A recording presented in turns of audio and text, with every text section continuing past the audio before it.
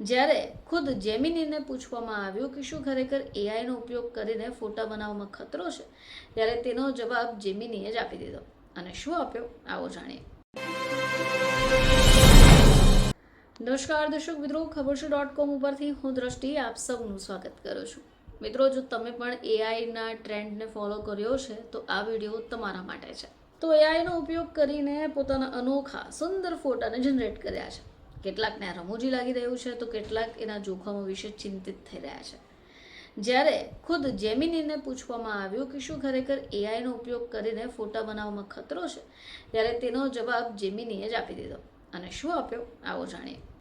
તો ગૂગલના AI platform જેમિનીએ કહ્યું કે નવા ટ્રેન્ડ્સની શોધમાં બેદરકાર રહેવા બદલે વપરાશકર્તાઓને ભારે કિંમત ચૂકવવી પડી શકે. હવે તેમની ગોપનીયતાનું જોખમ જેમિની, નેનો બનાના કે ગૂગલના સત્તાવાર જેમિની ટૂલની નથી, પરંતુ પસંદગીની નકલી એપ્લિકેશન્સ અને વેબસાઇટનો છે. જે લોકો આ ટ્રેન્ડનો લાભ લઈ રહ્યા છે. હવે સાયબર હુમલાખોરો આવી થર્ડ પાર્ટી એપ્લિકેશન અને વેબસાઇટ્સને બનાવે છે જે આ ટ્રેન્ડ્સના એઆઈ ફોટા જનરેટ કરવાનો દાવો કરે છે. જોકે વપરાશકર્તાઓનો ડેટા ત્યાં બિલકુલ સુરક્ષિત નથી. એકવાર જો તમારો ડેટા ખોટા હાથમાં લાગી ગયો તો પછી તમારી ઓળખને ચોરી કરી શકાય, નકલી પ્રોફાઇલ બનાવી શકાય. હવે આવી જ રીતે ડેટા વેચીને નાણાકીય છેતરપિંડી પણ કરી શકાય.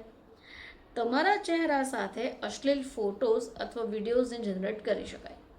હવે આવી સ્થિતિમાં બ્લેકમેલિંગ જેવું કાર્ય પણ થઈ શકે.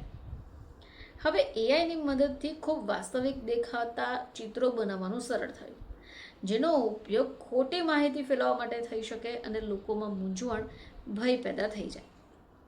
હવે જો કોઈ એઆઈ મોડલને કોઈ વ્યક્તિના ખાનગી ફોટા અથવા ડેટા ઉપર આપી ઇમેજ બનાવે તો એ વ્યક્તિની ગોપનીયતા પણ જોખમમાં આવે. હવે જો કોઈ પણ તમારા ચહેરાનો ઉપયોગ કરી એવા ફોટા બનાવી શકે કે જે વાસ્તવિક છે જ નહીં. હવે એઆઈ જનરેટ ફોટાનો ઉપયોગ કોઈને હેરાન કરવા, ધમકાવવા અને શરમજનક બનાવવા માટે પણ થઈ શકે. ખાસ કરી એવા લોકો માટે હાનિકારક છે જેઓ પહેલાંથી ઓનલાઈન પજવણીનો સામનો કરી રહ્યા છે. હવે જ્યારે વાસ્તવિક અને નકલી ફોટા વચ્ચે તફાવત કરવો મુશ્કેલ થાય ત્યારે આપણે ડિજિટલ માહિતી ઉપર વિશ્વાસ કરવાનું બંધ કરી શકીએ. આજે ડીપ ફેક છે એ ટેકનોલોજીનો સૌથી મોટો ખતરો છે, જ્યાં વિડીયોઝ અને ફોટોઝને લઈને લોકોમાં એવી વાતો કહેતા અથવા કરતા બતાવી શકાય કે જે તેમણે ક્યારેય કરી જ નથી. હવે થોડા સમય પહેલાં અભિનેત્રી રશ્મિકા મંદાનાનો ડીપ ફેક વાયરલ થયો હતો, જે લગભગ દરેક વ્યક્તિઓને યાદ જ હશે. આવી પ્રકારની સમસ્યાઓનો સામનો તમારે કરવો પડી શકે છે. તો દર્શક મિત્રો, એઆઈ ટ્રેન્ડવાળા ફોટો બનાવવામાં જો તમને રસ થઈ રહ્યો છે અને હજી પણ તમે બનાવી રહ્યા છો તો આ તમારા માટે ખતરાની ઘંટડી સાબિત થઈ શકે છે.